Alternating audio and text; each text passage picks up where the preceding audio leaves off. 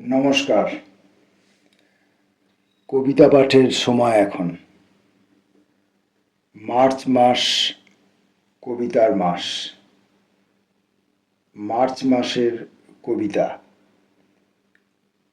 এই বিষয়ের উপর আজকের কবিতা পাঠ পর্ব।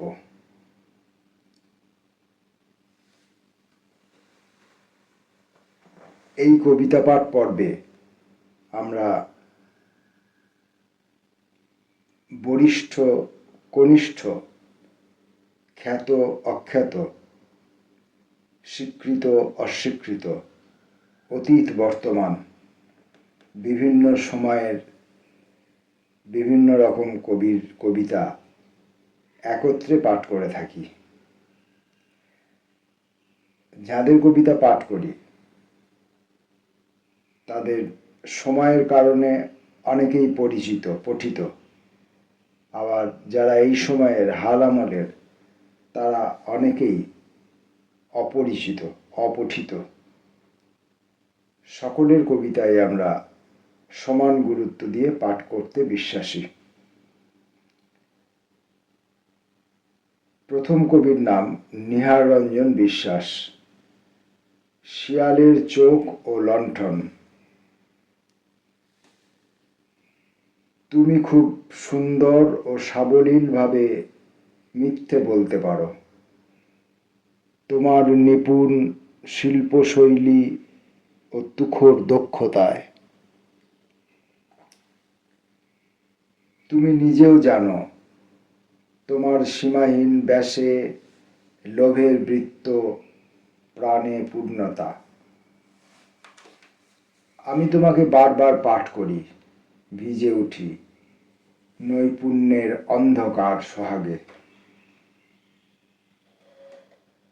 রাতের বাতাসে দুয়ারেটে অলিক খেলাঘর, জোনাকির আলো মুছে দিয়ে শিয়ালের দু চোখ। তোমার আমার মাঝে ঝুলে হাজার প্রতিশ্রুতির নিভে যাওয়া লণ্ঠন।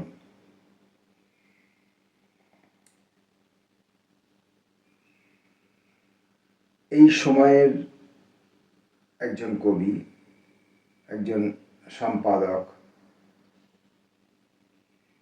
নীহার রঞ্জন গুপ্তের কবিতা পড়ার পরেই আমরা আবার ফিরে যাব অতীত সময়ের এবং প্রখ্যাত একজন কবির কবিতায়।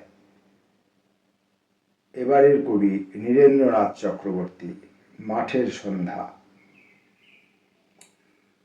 অন্য মনে যেতে যেতে হঠাৎ যদি মাঠের মধ্যে দাঁড়াই, হঠাৎ যদি তাকাই পিছন দিকে, হয়তো দেখতে পাওয়া যাবে বিকাল বেলার নদীটিকে।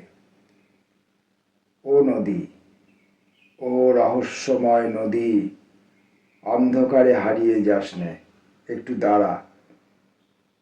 এই যে একটু একটু আলো, এই যে ছায়া ফিকে ফিকে, এরই মধ্যে দেখে নেব সন্ধ্যাবেলার প্রথম তারাটিকে।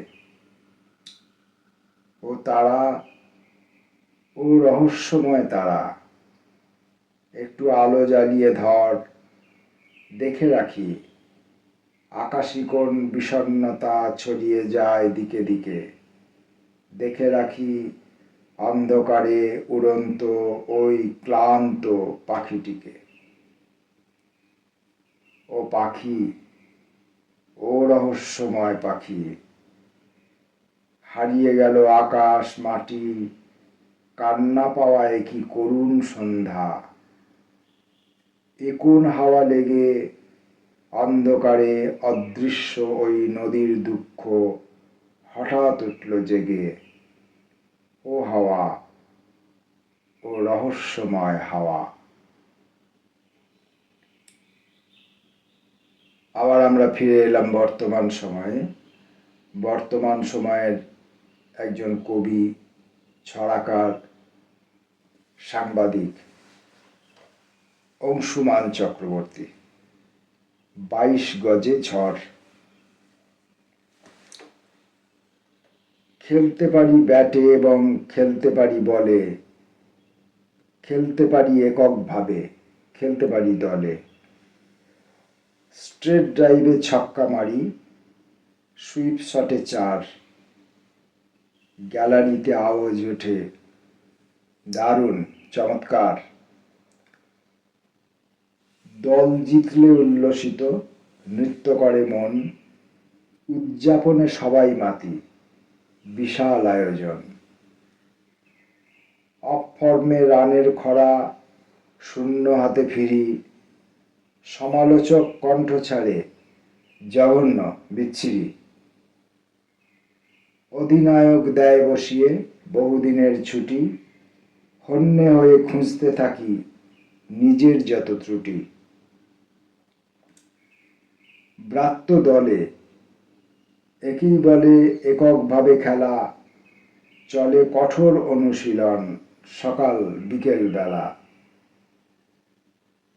আবার ফিরি 22 গজে এবং তুলি ঝড়, হঠাৎ শুনি নিন্দুকদের বদলে গেছে স্বর। এই সময়ের আর একজন পত্রিকার সম্পাদক, কবি নীলিমা সাহা। নীলিমা সাহার কবিতা পুতুল পুতুল খেলা। শীতের রোদ্দুর কতটুকুই বা থাকলো, মিনিট দশকের খবর পড়ার মতন, এলোমেলো এলো চলেও গেল। কাঁথা স্টিচের ফাঁকে শীতের রাত, সুতোর বাঁধনে ঠিকগুলো আলাদা রাখি। আলোয় কালোয় শান্ত অশান্তিগুলি ঢাকি শীতের চাদরে। এখন জানালায় বসন্তের বাতাস, মম ফুটন্ত ভাত গন্ধ,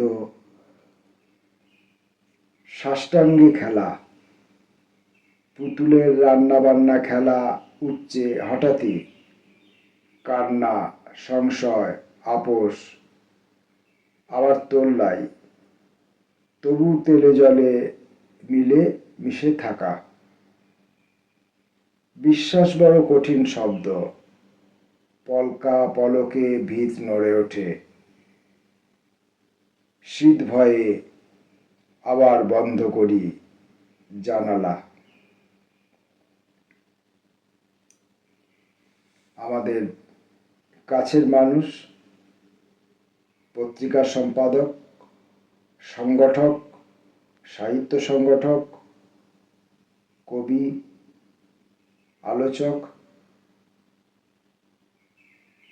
ঝর্ণা মুখোপাধ্যায়ের কবিতা প্রতিদিন। আজও নারী হাঁটে পথ,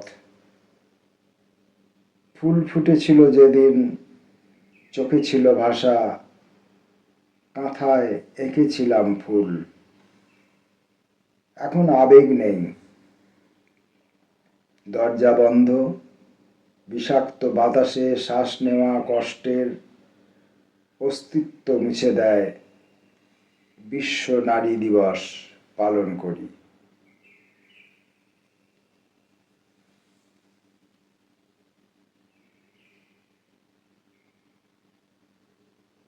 এই সময়ের আরো একজন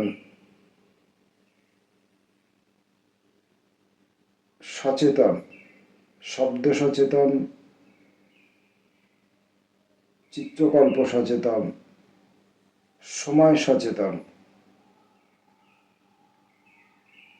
এবং ভাষায়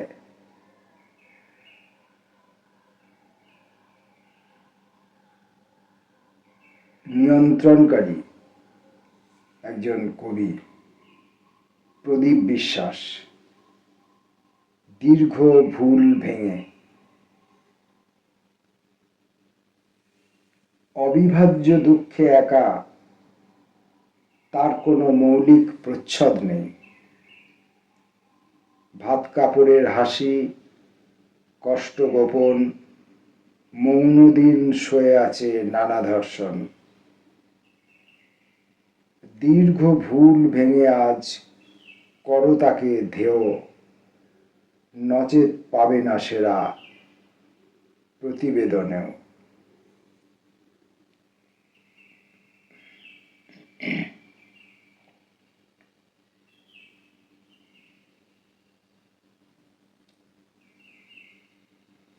কবির নাম শান্তনু ভট্টাচার্য, নারী।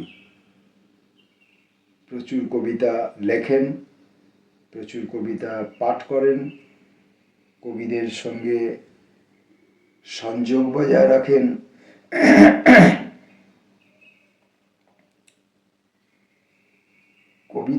কবি এবং কবিতা বিষয়ক নানানবিধ কাজের সঙ্গে যুক্ত শান্তনু ভট্টাচার্য, নারী।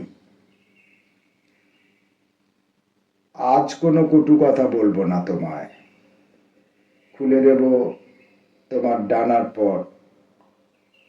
হয়তো বা উঠতে ভুলে গেছো তুমি, তাই নদী হবে আজ, তাতে ভেসে যাবে পালতোলা নৌকা। তোমার মুখের ওপর থেকে সরিয়ে নেব কালো কাপড়ের নকাব, সূর্যের আলোকে ছুঁতে দেব তোমার ঠোঁট। শুধুমাত্র আজকের দিনটায় লুকিয়ে নেব থাবার ভেতর যাবতীয় পুরুষের নখ। বদলে দেব প্রেম ভালোবাসার নকল প্রলেপ, তাই শরীরে মেখে আজ তুমি নদী হও, পাখি হও।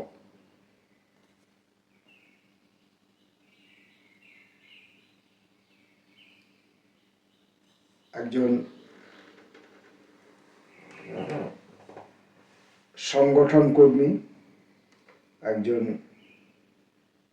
সমাজসেবক, একজন সাংবাদিক, একজন গবেষক, সাহিত্য এবং অন্যান্য কাজে কর্মে বিপুলভাবে যুক্ত মানুষ, আমাদের অত্যন্ত কাছের মানুষ, রণজিৎ গুহ। তার কবিতা পড়ব। কিছুই চাওনি তুমি। কবি কিংবা তীক্ষ্ণ স্বর হাতে নিপুণ ব্যাধ হতে পারি, হতে পারি চতুর গৃহস্থ। বিষাদমগ্ন সন্ধ্যায় নিয়ে আসতে পারি তরল আনন্দ জ্যোৎস্না। ঠাঠা দুপুরে শান্ত বাড়িধারা। কল্পতরু হতে পারি প্রতি সূর্যোদয়ে। গভীর রাতে বুকের পাঁজর দিয়ে গড়ে দিতে পারি মৃত্যুঞ্জয় বজ্র। তুমি চাইলেই পারি, অনায়াসে পারি। কৃতাঞ্জলি পুটে প্রতি সন্ধ্যায় তুমি তুলসী মঞ্চে মগ্ন থেকেছ সন্তানের মঙ্গল কামনায়। শেষ দুপুরে ছেঁড়া চটের টুকরোয় ফুটিয়ে তুলেছ পুরনো শাড়ির পাড়ের সুতোয় রঙিন বিড়ালের মুখ। বিকেলে বেড়ে দিয়েছ প্রিয় জল খাবার। পরিচর্যার কত না প্রীতি আয়োজন। না দিনমানের ব্যস্ততায়, না নিশীথের সোহাগকালে কিছুই চাওনি তুমি। পুণ্যহীন ও অপূর্ণ থেকেছি আমি নিজেও উদ্দীপনায়।